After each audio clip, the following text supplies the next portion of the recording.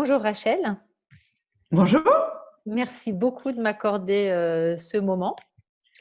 je vous en prie. Donc, vous êtes encore en poste en Russie, on va en parler, mais avant, j'aimerais que vous me donniez un petit aperçu de votre carrière.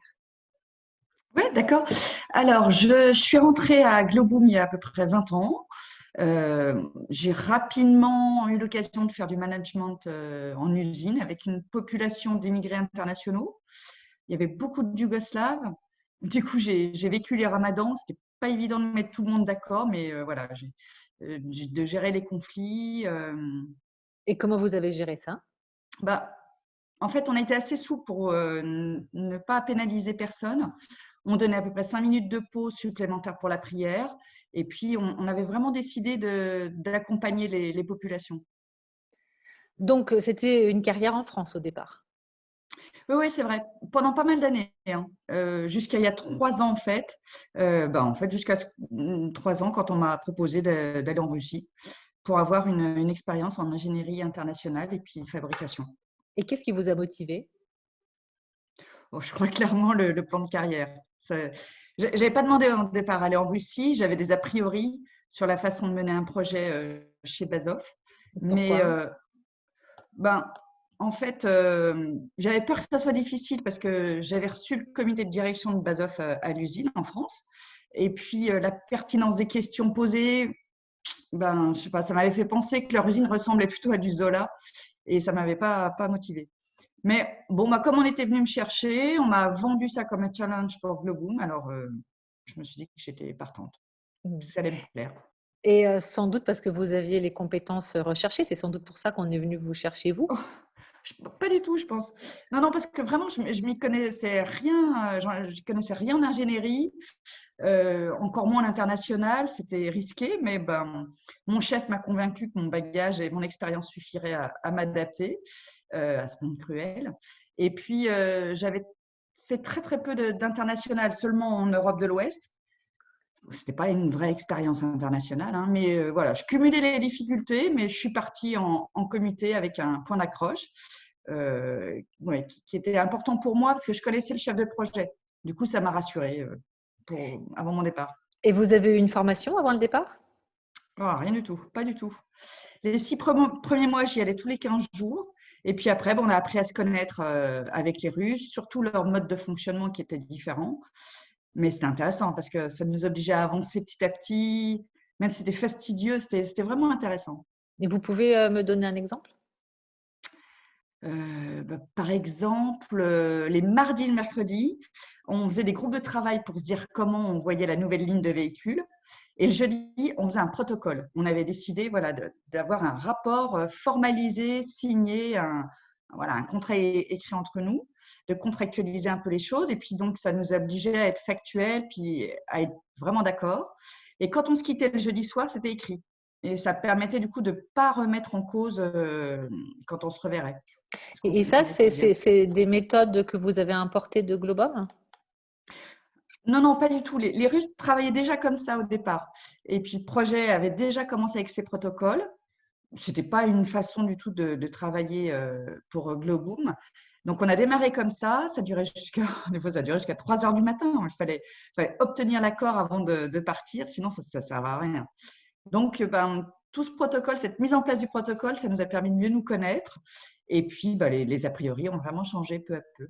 Et c'était quoi donc ces a priori?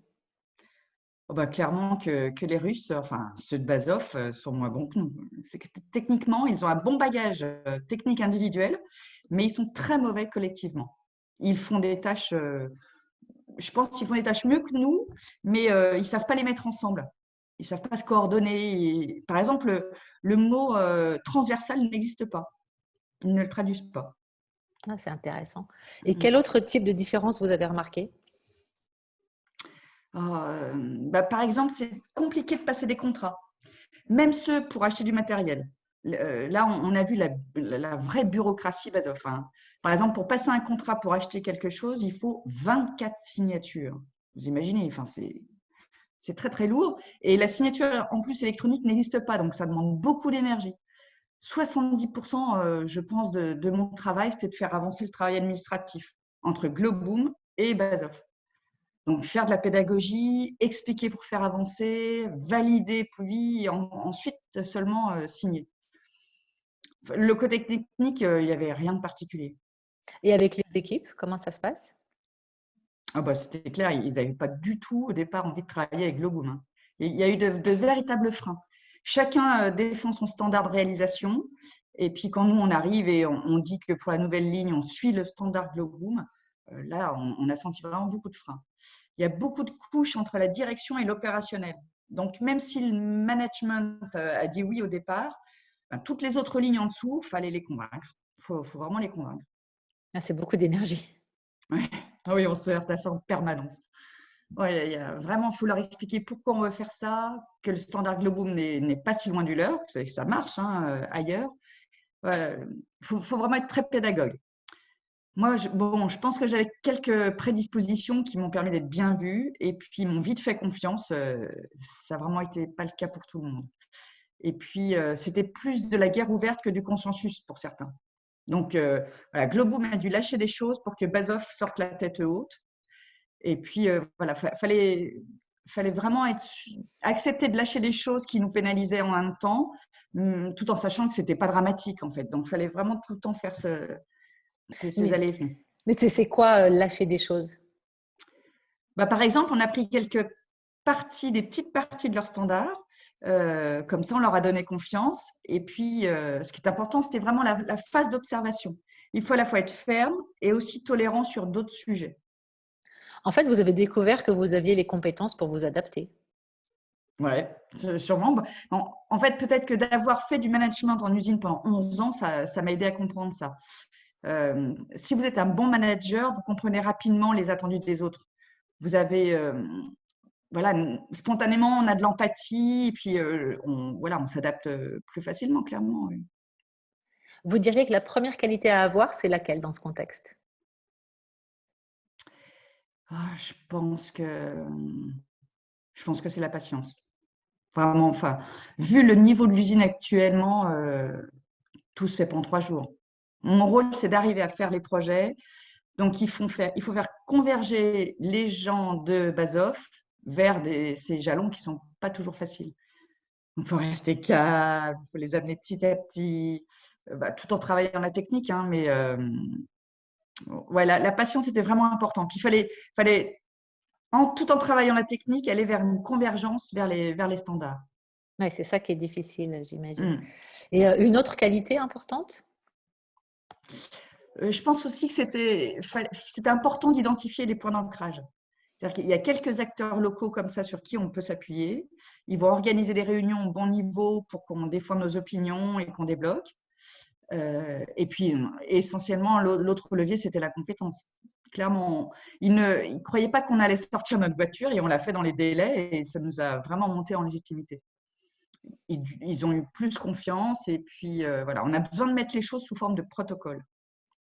Moi, je n'ai pas d'autorité hiérarchique sur mon équipe russe, mais comme je suis reconnue et que j'ai de la légitimité, petit à petit, ils me respectent et ils m'écoutent quand même. Et il y a des conflits entre les gens parfois? Oui, dès qu'il y a des conflits, en fait, quand ça ne marche pas, chacun se repose sur sa hiérarchie. Donc, chez les Russes, il y a toujours, quand même toujours cette notion de combat. Ils aiment le combat, il ne faut pas avoir peur de s'engueuler avec eux, quitte à ce qu'ils ne soient pas contents, hein. Des fois, ça montait vraiment très fort au niveau du ton, mais ça ne les affecte pas au niveau de l'amitié, les liens d'amitié. Enfin, voilà. Donc, les réunions, ça peut être un bras de fer certain. On a des discussions qui sont très fortes, on critique, on parle plus fort. Bon, il ne faut pas le faire trop souvent hein, non plus, mais ils ont besoin de se faire entrer dedans pour comprendre les choses. Et après, quand on est ferme, ils sont fermes aussi, mais on gagne en respect, ils font plus attention, un peu plus attention à nous. Et du coup, le rapport de force, il est quand même un peu à notre avantage parce qu'ils savent qu'on est là pour les aider. Donc, je crois que vous allez bientôt finir cette mission. Est-ce que vous savez déjà ce que vous allez faire après? J'en ai aucune idée. Mais alors, vraiment, après ça, je ne sais pas ce qui pourrait être plus enthousiasmant parce que où est-ce que je peux être le plus en danger là, on a vraiment été en danger du début à la fin. Mais j'aime vraiment ça, c'est un vrai challenge. Une autre expatriation peut-être alors? Ouais, ouais, non, ouais, ouais, je repartirais bien. Mais après, c'est le climat. Parce qu'il faut supporter le climat en Inde, par exemple. Et puis, l'Inde, ça me paraît intéressant, mais ce qui me bloque, c'est le climat et la culture aussi.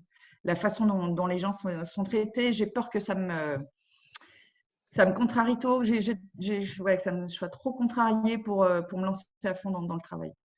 Mais bon, ça pourrait me faire hésiter, mais pour la Russie aussi, j'avais des a priori. Donc, tout se travaille, tout peut se décider, Bon, bah, vous me tiendrez au courant en tout cas. sans problème. Ben, Rachel, merci beaucoup pour Mais votre je vous en prie. temps, pour la confiance que vous nous avez accordée. Et Merci. puis, bah, très bonne continuation. Oui, vous aussi, bonne continuation. Je vous remercie. Au revoir.